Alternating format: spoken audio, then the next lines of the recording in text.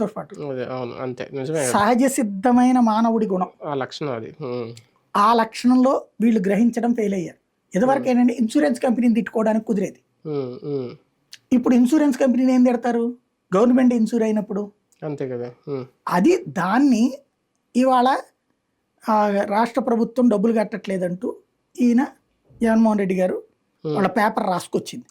Insurance కట్టట్లేదు, పంటలకు బీమా పోయింది, ధీమా పోయింది అన్నటువంటి. అప్పుడు ఏంటంటే ప్రజల దగ్గర నుంచి దాంట్లో చిన్న జిమ్మికి ఏం చేశారంటే మీరెవరు డబ్బులు కట్టక్కర్లేదు అని చెప్పారు. అంటే రైతు నుంచి కూడా ఇన్సూరెన్స్ కట్టిస్తారు కదా, కట్టక్కర్లేదు కాబట్టి ఆ డబ్బులు మీకు మిగులుతున్నాయి, మేమే కడతాం మీ తరపున అన్నారు. వీళ్ళు కట్టడం కాదు, వాస్తవంగా చేసింది ఈ బల్క్ అమౌంట్. కానీ ఇక్కడే చిన్న డౌట్ ఏంటంటే ఇప్పుడు టీడీపీ చెప్తుంది జీరో బడ్జెట్ న్యాచురల్ ఫార్మింగ్ విధానం, అంటే ఎటువంటి ఇది లేకుండా జీరో బడ్జెట్తో చేద్దామని. ఈ రోజు సాక్షిలో రాసింది ఏంటంటే బీమా కంపెనీ తప్పన్నట్టుగా వాళ్ళు రాశారు, వాళ్ళు డబ్బులు కట్టట్లేదు.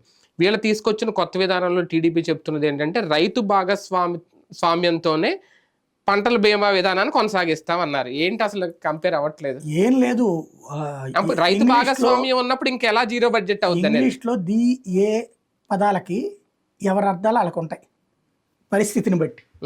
వార్త ఒకటే, దాన్ని ముక్కు చుట్టూ తిప్పి చూపెడుతుంది ఒకళ్ళు,